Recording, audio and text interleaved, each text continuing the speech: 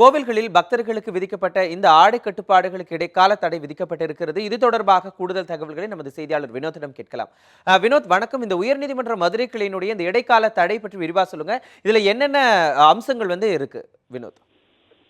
வணக்கம் மனோஜ். அதாவது கடந்த வருடம் டிசம்பர் மாதம் உயர்நீதிமன்றம் மதுரை கிளையில் திருச்சி மாவட்டம் சிவராங்குறிச்சி அருகே உள்ள அட்டியம்பட்டியைச் சேர்ந்த ராஜு என்பவர் அங்குள்ள ஒரு சித்தி விநாயகர் கோவில் திருவிழாவிற்கு போதிய பாதுகாப்பு கேட்டும் கலை நிகழ்ச்சிகள் நடத்த அனுமதி கோரி உயர்நீதிமன்ற மதுரை கிளையில் ஒரு மனு ஒன்றை தாக்கல் செய்கிறார். இந்த மனுவை விசாரித்த நீதிபதி எஸ் வைத்தியநாதன், தனி நீதிபதி எஸ் வைத்தியநாதன் அவர்கள் அந்த கோவில் கலை நிகழ்ச்சி விழாவிற்கு அனுமதி கொடுத்தும், மேலும் இது போல கோவில்களில் அதாவது ஆடை கட்டுப்பாடு விதித்தும் தனது ஒரு தீர்ப்பை வழங்குகிறார். அந்த தீர்ப்பில் ஷர்ட், குட்டை பாவாடை, ஜீன்ஸ் போன்ற ஆடைகளை அணிந்து வருபவர்களை தமிழகத்தில் உள்ள இந்து கோயில்களில் அனுமதிக்க கூடாது எனவும், மேலும் ஆண்கள் வேஷ்டி, பைஜாமா மற்றும் மேல் துண்டு போன்ற ஆடைகளை மட்டுமே அணிந்து வர வேண்டும். பெண்கள் அதாவது சேலை, தாவணி போன்ற பாரம்பரிய உடைகளை மட்டுமே அணிந்து வர வேண்டும் என உத்தரவிட்டார்.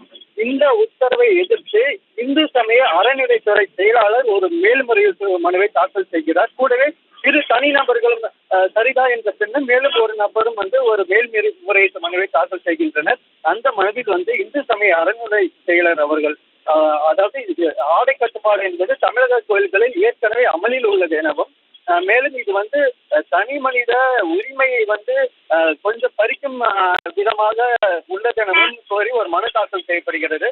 இந்த மனுவை இன்று விசாரித்த உயர்நீதிமன்ற மதுரை கிளை இரு நீதிபதிகள் நீதிபதி வி ராமசுப்பிரமணியம் மற்றும் என் கிருபாகரன் அடங்கிய அமர்வு இந்த வழக்கினை இன்று விசாரித்து, அதாவது தனி நீதிபதி எஸ் வைத்தியநாதன் டிசம்பர் முதல் வாரத்தில் ஆடை கட்டுப்பாடு விதித்து தொடரப்பட்ட விதித்து கூறப்பட்ட அந்த தீர்ப்புக்கு இடைக்கால தடை விதித்தனர்.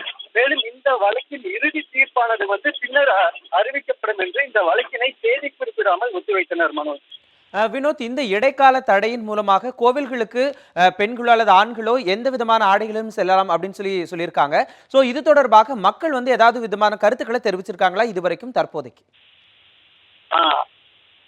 மனோஜ், இந்த உத்தரவு பிறப்பிக்கப்பட்ட இந்த நிமிடம் முதல் அது அமலுக்கு வருகிறது. அதாவது இந்த இடைக்கால தடை இந்த நிமிடத்திலிருந்தே அமலுக்கு வருகின்றது. அதாவது ஆண்கள் இப்பொழுது ஆண்களாகட்டும் பெண்களாகட்டும் அவர்கள் வழக்கமாக அணிந்து செல்லும் உடை ஜீன்ஸ் அல்லது லெகின்ஸ் போன்ற உடைகளை அணிந்து செல்லலாம். அதுவும் அந்தந்த கோயில்களில் விதிக்கப்பட்டுள்ள ஆகம கட்டுப்பாட்டின்படி, அதாவது இப்ப பார்த்தீர்களானால் மீனாட்சி அம்மன் கோயில்கள் ஏற்கனவே இது போன்ற ஒரு ஆடை கட்டுப்பாடு விதிக்கப்பட்டுள்ளது.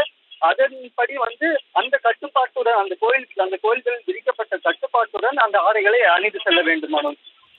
நிச்சயமாக வினோத், இந்த ஆடை கட்டுப்பாடு தொடர்பாக இடைக்கால தடை விதித்து சென்னையினுடைய மதுரை உயர்நீதிமன்ற கிளை உத்தரவிட்டிருக்கிறது. இது தொடர்பாக தொலைபேசி வாயிலாக விரிவான மற்றும் தெளிவான தகவல்கள் கொடுத்தீங்க. உங்களுடைய தகவல்களுக்கு நன்றி வினோத்.